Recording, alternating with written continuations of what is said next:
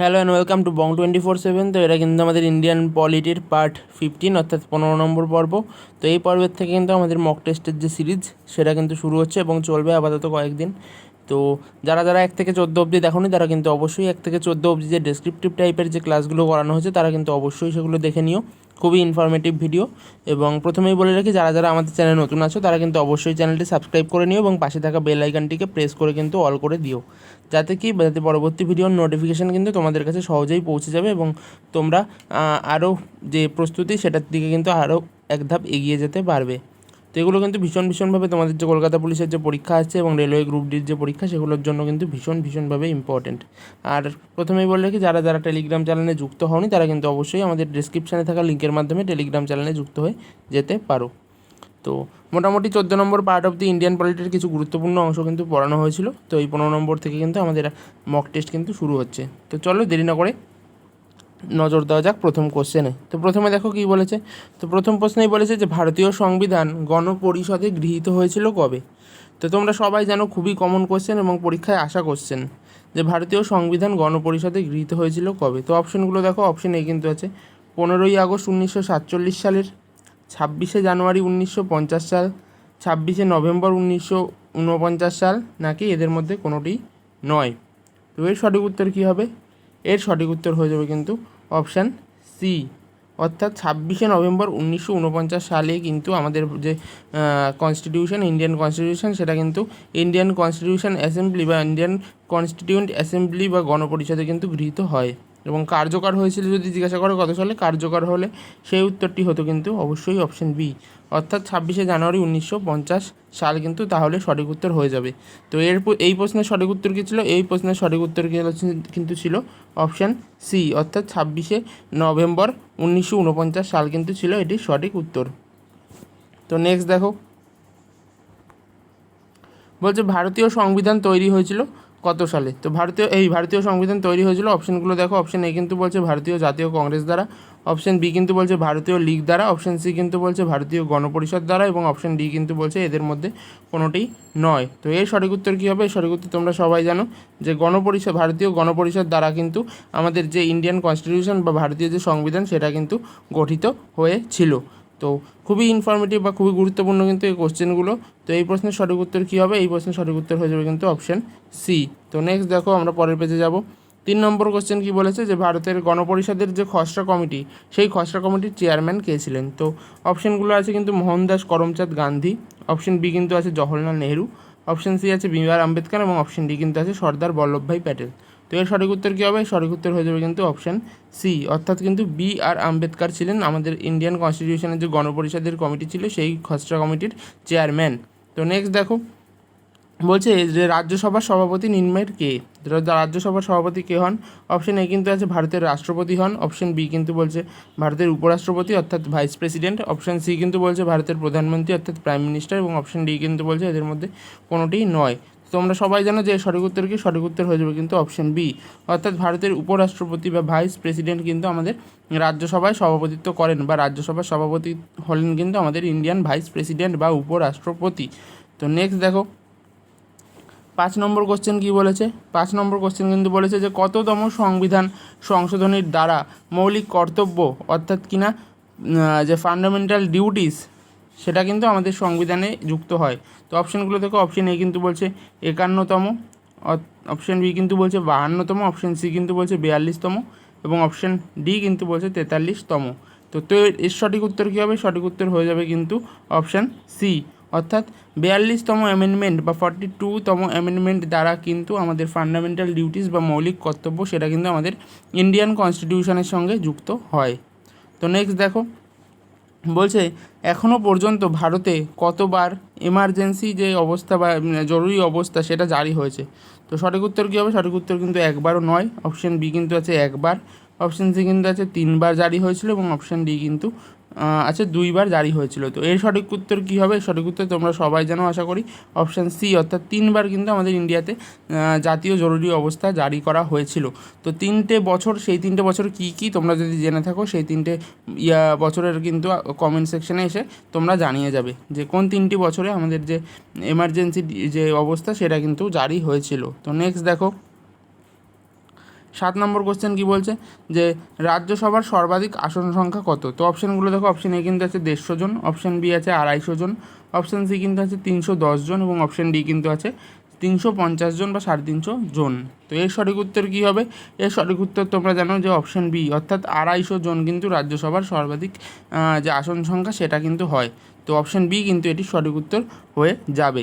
তো নেক্সট দেখো 8 নম্বর যে কোশ্চেন সেটা কি বলেছে, 6 থেকে 14 বছরের শিশুদের শিক্ষার যে অধিকার সেই সংক্রান্ত যে মৌলিক অধিকারটি এটি কত সালে সংবিধানে যুক্ত হয়েছিল? তো এর সঠিক উত্তর কী হবে? এর সঠিক উত্তর অপশান এ কিন্তু আছে 1998 সালে, অপশান বি কিন্তু আছে 2001 সালে, অপশান সি কিন্তু আছে 2002 সালে এবং অপশান ডি কিন্তু আছে 2000 সালে। তো এর সঠিক উত্তর কী হবে? এর সঠিক উত্তর অপশান সি, অর্থাৎ 2002 সালে কিন্তু আমাদের যে এই সংক্রান্ত যে মৌলিক অধিকারটি সেটা কিন্তু আমাদের ইন্ডিয়ান কনস্টিটিউশনে যুক্ত হয়। তো সেখানে কি বলা ছিল যে 6 থেকে 14 বছরের শিশুদের, প্রত্যেকটি শিশুদের যে শিক্ষার সেটা কিন্তু আমাদের যে বাচ্চাদের কিন্তু মৌলিক অধিকার, 6 থেকে 14 বছরের প্রত্যেকটি শিশুর মৌলিক অধিকার কিন্তু শিক্ষার অধিকার। তো নেক্সট দেখো 9 নম্বর কোশ্চেন কি বলছে যে কোনো রাজ্যে রাষ্ট্রপতি শাসনের কথা কত নম্বর ধারায় বলা আছে? যে হঠাৎ করে তোমরা জানো যে কোনো রাজ্যে রাষ্ট্রপতি শাসন জারি হতে পারে, তো সেই যে রাষ্ট্রপতি শাসন এটি কত নম্বর ধারায় বলা আছে? তো অপশানগুলো দেখো, অপশান এ কিন্তু আছে 246, অপশান বি কিন্তু 356, অপশান সি আছে 400 এবং অপশান ডি কিন্তু আছে 360। তো এর সঠিক উত্তর কী হবে? সঠিক উত্তর কিন্তু অপশান বি, অর্থাৎ 356 নম্বর আর্টিকেলে কিন্তু আমাদের যে রাষ্ট্রপতি শাসন সেটি সম্পর্কে কিন্তু বলা আছে। তো এর সঠিক উত্তর কী হবে? অপশান বি কিন্তু এটি সঠিক উত্তর হয়ে যাবে। তো নেক্সট দেখো 10 নম্বর কোশ্চেন বলছে বর্তমান যে ভারতীয় সংবিধান সেখানে কতগুলি তফসিল রয়েছে বা শিডিউল রয়েছে, ঠিক আছে? তফসিলের আরেকটা টার্ম কিন্তু শিডিউল। তো কতগুলি শিডিউল রয়েছে? তো অপশান এ কিন্তু আছে 6টি, অপশান বি কিন্তু আছে 10টি, অপশান সি আছে 11টি এবং অপশান ডি কিন্তু আছে 12টি। তো এর সঠিক উত্তর কী হবে? এর সঠিক উত্তর হয়ে যাবে কিন্তু অপশান ডি, অর্থাৎ কিন্তু 12টি। তো ভারতীয় সংবিধানে বা ইন্ডিয়ান কনস্টিটিউশনের শিডিউল নাম্বার কটা? শিডিউল নাম্বার কিন্তু 12 বা 12টি কিন্তু মোটামুটি তফসিল রয়েছে।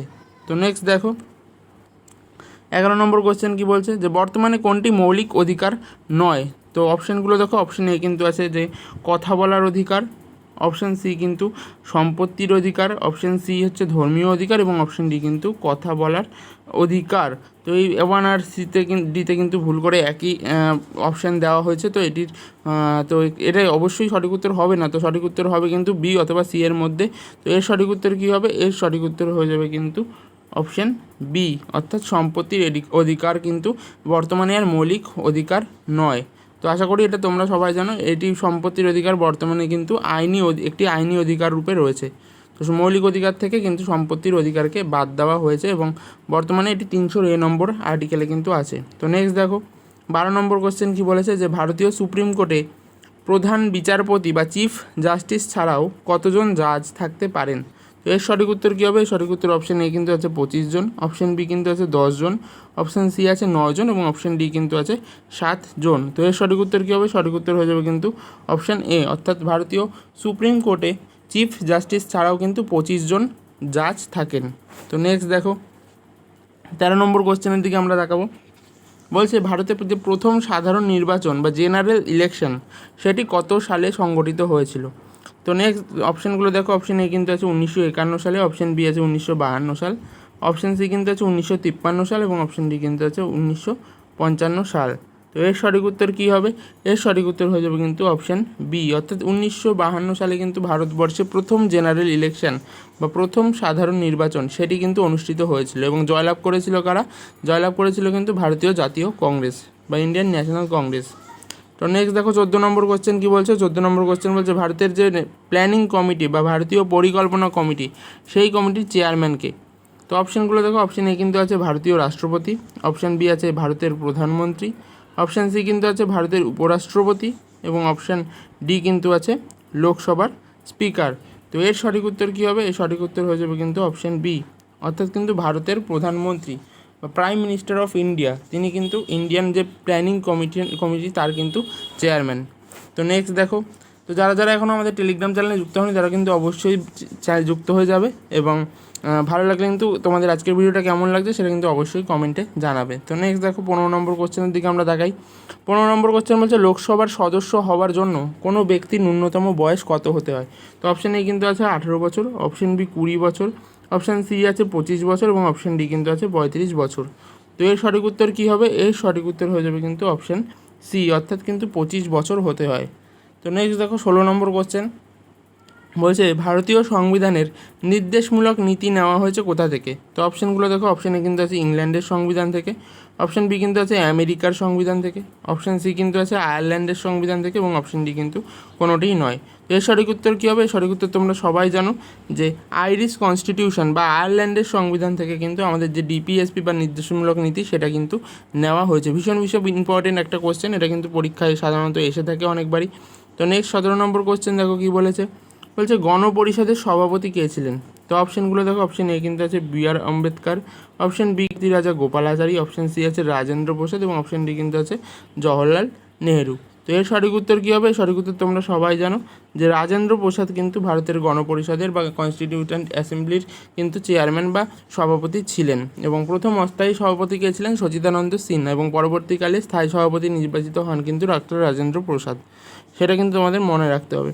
তো পার্লামেন্টারি সিস্টেমের অনুকরণ যে সংবিধান থেকে কিন্তু করা হয়েছে তা হলো ফ্রান্স, ব্রিটেন, কানাডা নাকি সুইডেন? তো এর সঠিক উত্তর কী হবে?